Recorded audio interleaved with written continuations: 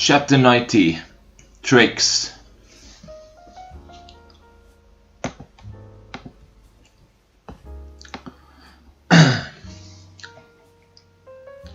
Chapter 1. Avoiding the use of tricks. Narrated Umar bin al-Khattab.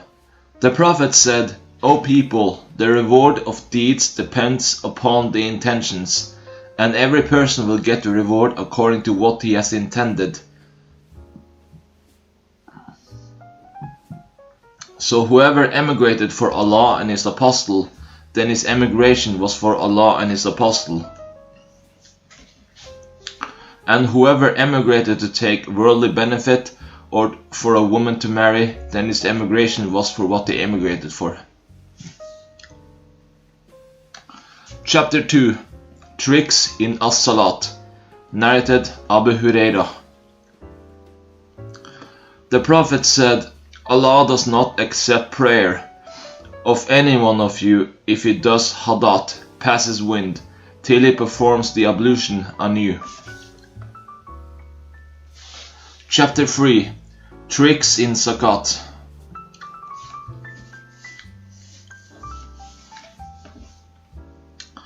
Narrated Anas that Abu Bakr wrote for him Zakat regulations which Allah's Messenger had made compulsory, and wrote that one should neither collect various portions of the property nor divide the property into various portions in order to avoid paying zakat. Narrated Talha bin Ubaydullah. A Bedouin with unkempt hair came to Allah's Messenger and said, O Allah's Messenger, tell me what Allah has enjoined on me as regards prayers.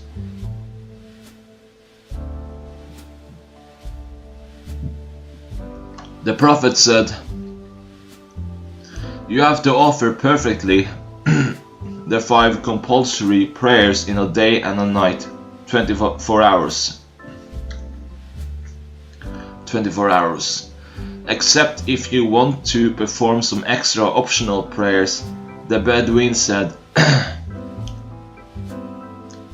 Tell me what Allah has enjoined on me as regards fasting. The Prophet said, You have to observe fast during the month of Ramadan, except if you fast some extra optional fast. The Bedouin said, Tell me what Allah has enjoined on me as regards zakat. The Prophet then told him the Islamic laws and regulations, whereupon the Bedouin said, By him who has honored you, I will not perform any optional deeds of worship, and I will not leave anything of what Allah has enjoined on me. Allah's Messenger said, He will be successful if he has told the truth, or he will enter paradise if he said the truth. And some people said, The zakat for 120 camels is 2 hikkas, and if the zakat payer slaughters the camels intentionally or gives them as a present or plays some other trick in order to avoid the zakat, then there is no harm in it for him.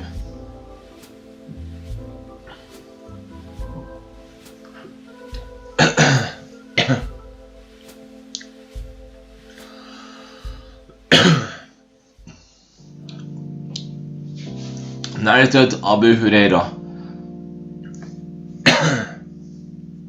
Allah's Messenger said,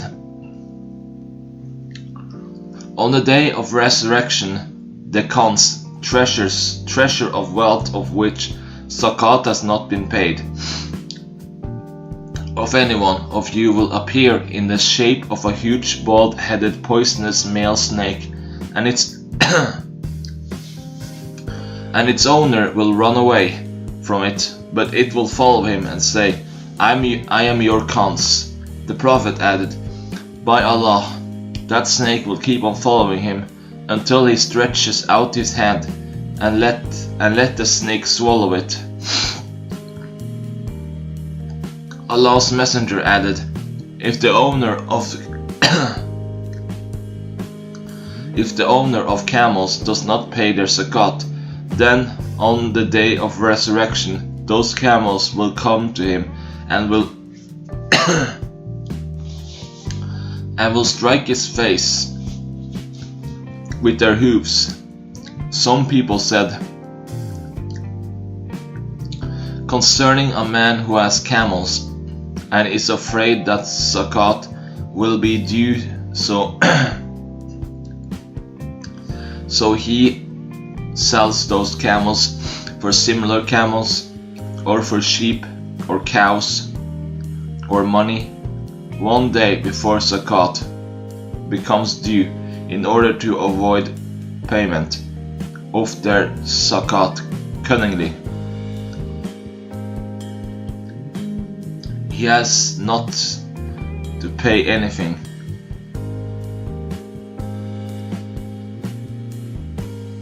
The same scholar said, if one pays zakat of his camels one day or 1 year prior to the end of the year, by the end of which zakat becomes due, his zakat will be valid.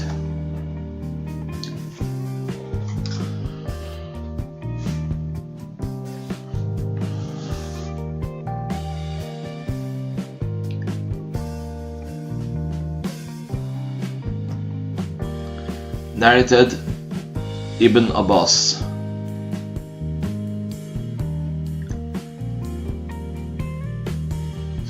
Sa'd bin Ubadah al-Ansari sought the verdict of Allah's Messenger regarding a vow made by his mother, who had died before fulfilling it. Allah's Messenger said, fulfill it on her behalf.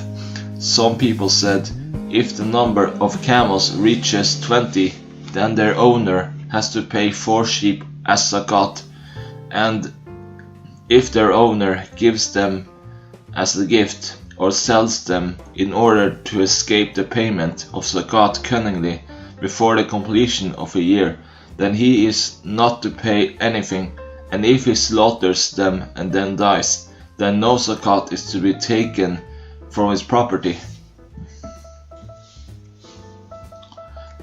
Chapter 4. Tricks in marriages. Narrated Abdullah. Nafi narrated to me that Abdullah said that Allah's Messenger forbade the shighar. I asked Nafi, what is the shighar? He said, it is to marry the daughter of a man and marry one's daughter to that man at the same time without mod in both cases, or to marry the sister of a man and marry one's own sister to that man without mod. Some people said, if one by a trick marries on the basis of shighar, the marriage is valid, but its condition is illegal. The same scholar said regarding al-mutta, the marriage is invalid and its condition is illegal. Some others said the mutta and the shighar are permissible, but the condition is illegal. Narrated Muhammad bin Ali. Ali was told that Ibn Abbas did not see any harm in the mutta marriage. Ali said, Allah's Messenger forbade the mutta marriage on the day of the Battle of Khaybar, and he forbade the eating of donkey's meat. Some people said, if one by a tricky way marries temporarily, his marriage is illegal. Others said, the marriage is valid, but its condition is illegal.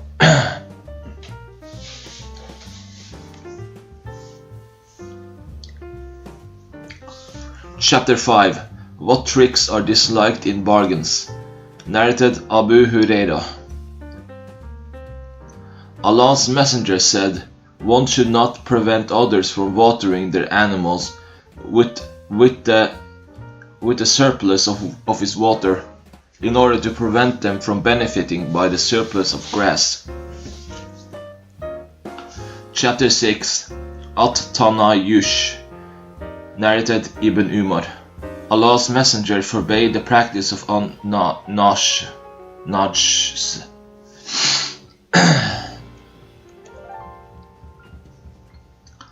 Chapter 7. Cheating in bargains. Narrated Abdullah bin Umar. A man mentioned to the Prophet that he had always been cheated in bargains. The Prophet said, "Whenever you do bargain, say no cheating." Chapter 8. Playing of tricks by the guardian of an attractive orphan girl.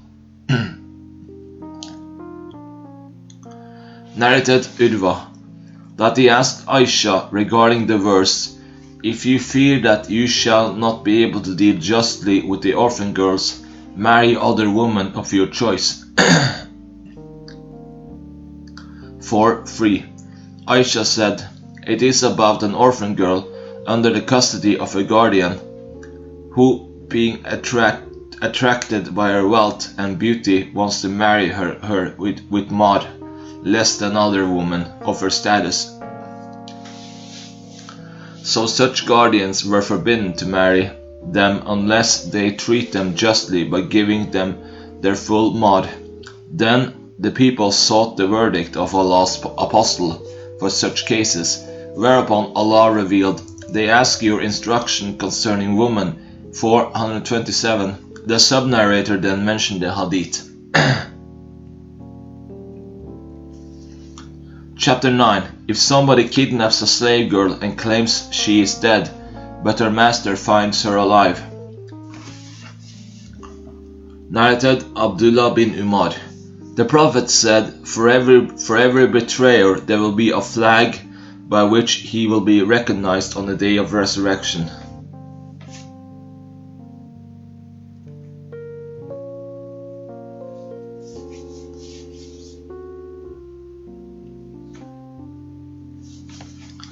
Chapter 10. Narrated Salama. The Prophet said, "I am only a human being, and you people have disputes. Maybe someone amongst you can present his case in a more eloquent and convincing manner than the other, and I give my judgment in his favor according to what I hear. Beware, if ever I give by error somebody something of his brother's right, then he should not take it as I have only given him a piece of fire." See Hadith number 638, volume 3.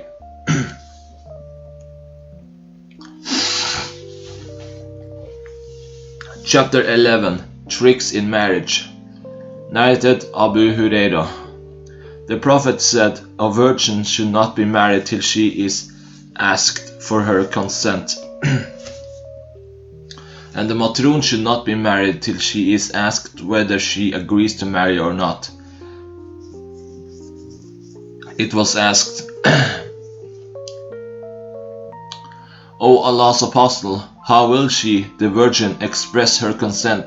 He said, "By keeping silent."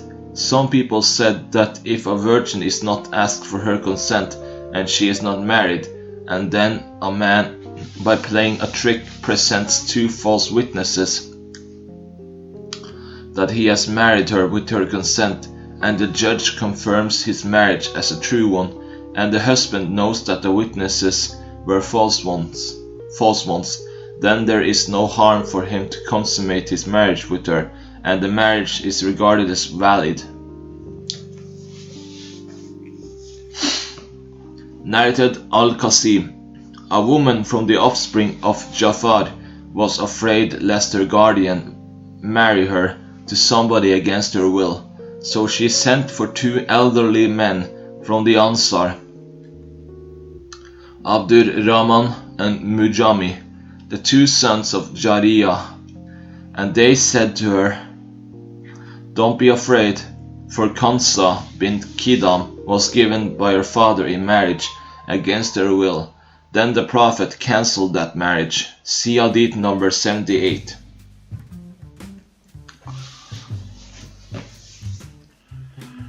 Narrated Abu Huraira.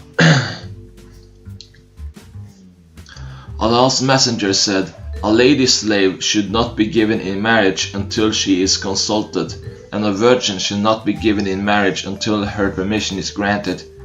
The people said, how will she express her permission? The Prophet said, by keeping silent when asked her consent. Some people said, if a man by playing a trick presents 2 false witnesses before the judge to testify that he has married a matron with her consent, and the judge confirms his marriage, and the husband is sure that he has never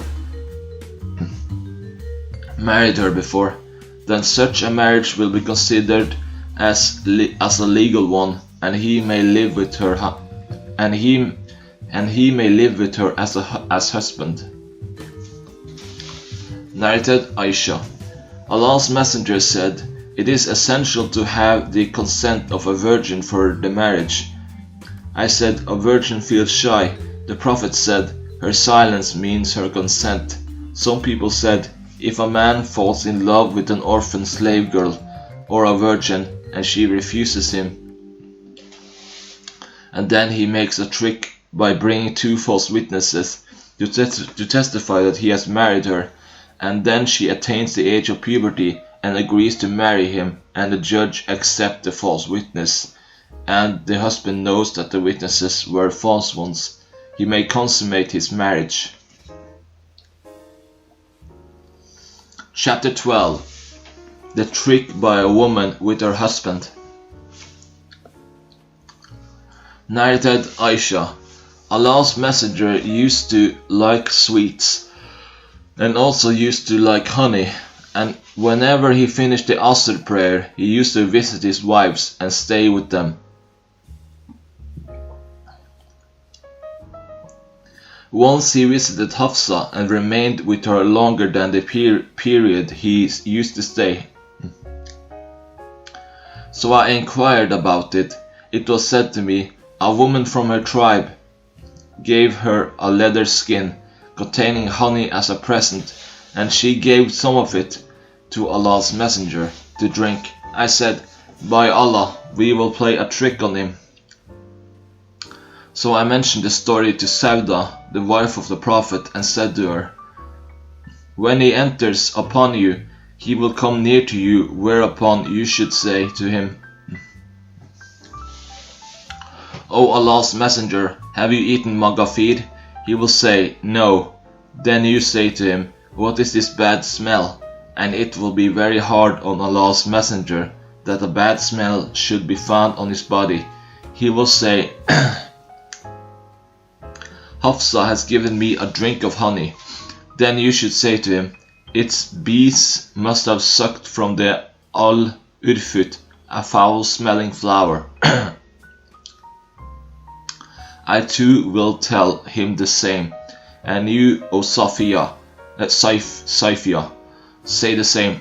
So when the Prophet entered upon Sauda, the following happened. Sauda said, by him except whom none has the right to be worshipped. I was about to say to him what you had told me to say, while he was still at the gate because of fear from you. But when Allah's apostle came near to him, came near to me, I said to him, O Allah's Messenger, have you eaten magafir? He replied, no. I said, what about this smell? He said, Hafsa has given me a drink of honey. I said, its bees must have sucked al-urfut. When he entered upon me, I told him the same as that, and when he entered upon Safiya, she told him the same. So when he visited Hafsa again, she said to him, O Allah's Messenger, shall I give you a drink of it, honey? He said, I have no desire for it. Sauda said, Subhanallah, we have deprived him of it, honey. I said to her, be quiet.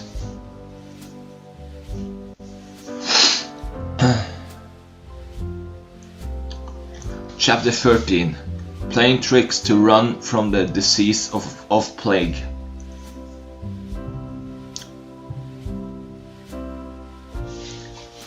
Narrated Abdullah bin Amir bin Rabia. Umar bin al-Khattab left for Sham, and when he reached a place called Sarg, he came to know that there was an outbreak of an epidemic of plague in Sham. Then Abdurrahman bin Auf told him that Allah's messenger said, if you hear the news of an outbreak of an epidemic plague in a certain place, do not enter that place, and if the epidemic falls in a place while you are present in it, do not leave that place to escape from the epidemic. So Umar returned from Sarg.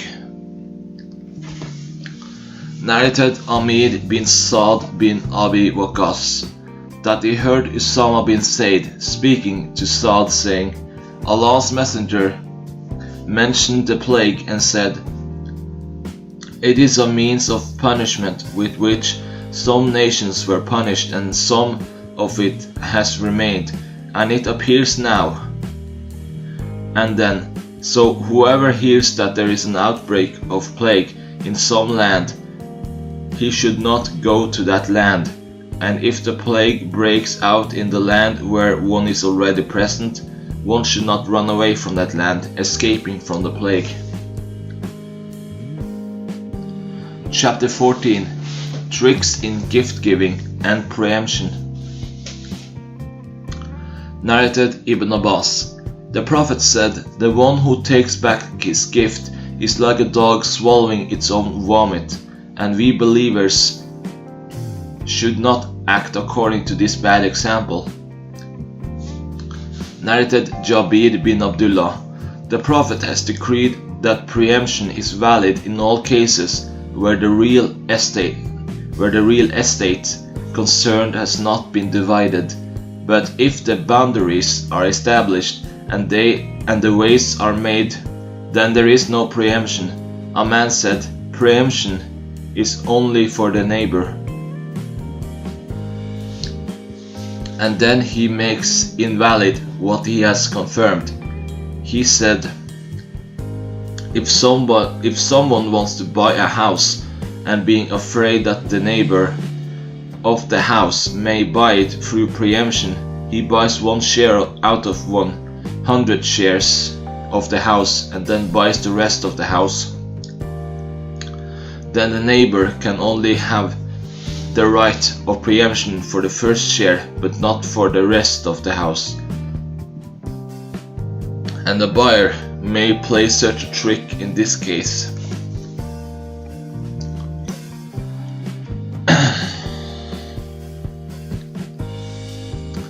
Narrated Amr bin Ash-Sharid. Al-Miswar bin Makrama came and put his hand on my shoulder, and I accompanied him to Sa'd. Abu Rafi said to Al-Miswar, won't you order this Sa'd to buy my house, which is in my yard? Sa'd said, I will not offer more than 400 in installments over a fixed period. Abu Rafi said, I was offered 500 cash, but I refused. Had I not heard the Prophet saying, a neighbor is more entitled to receive the care of his neighbor, I would not have sold it to you. The narrator said to Sufyan, Ma'mar did not say so. Sufyan said, but he did say so to me. Some people said, if someone wants to sell a house and deprive somebody of the right of preemption, he has the right to play a trick to render the preemption invalid. And that is by giving the house to the buyer as a present and marking its boundaries and giving it to him. The buyer then gives the seller 1,000 dirham as compensation, in which case the preemptor loses his right of preemption. Narrated Amr bin Ash-Sharid. Abu Rafi said that Saad offered him 400 mitgal of gold for a house. Abu Rafi said, "If I had not heard Allah's messenger saying, 'A neighbor has more right to be taken care of by his neighbor,' then I would not have given it to you." Some people said, "If one has bought a portion of a house and wants to cancel the right of preemption, he may give it as a present to his little son, and he will not be obliged to take an oath."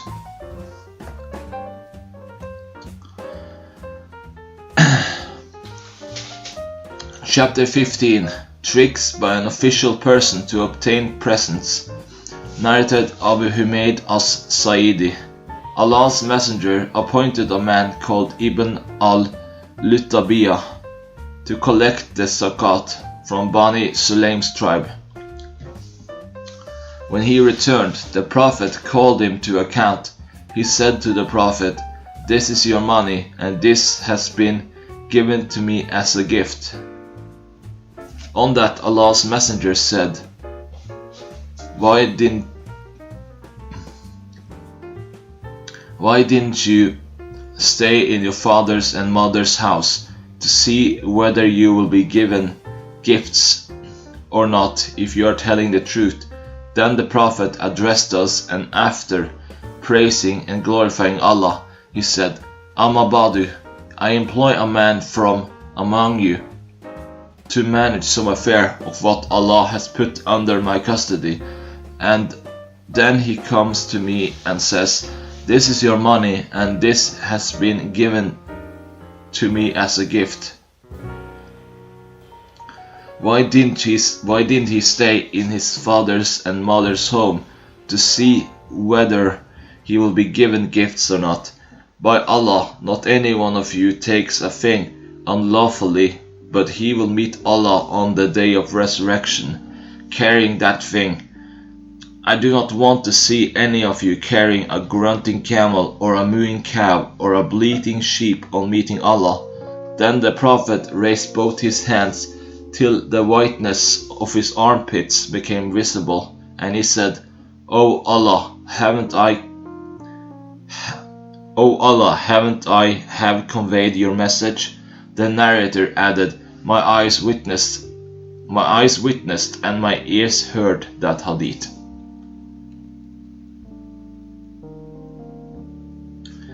Narrated Abu Rafi. The Prophet said, "The neighbor has more right to be taken care of by his neighbor than anyone else." Some men said, "If one wants to buy a house for 20,000 dirhams, then there is no harm to play a trick to deprive somebody of preemption by buying it just on paper with 20,000 dirhams, but paying to the seller only 9,999 dirhams in cash, and then agree with the seller to pay only 1 dinar in cash for the rest of the price, 10,001 dirhams. If the preemptor offers 20,000 dirhams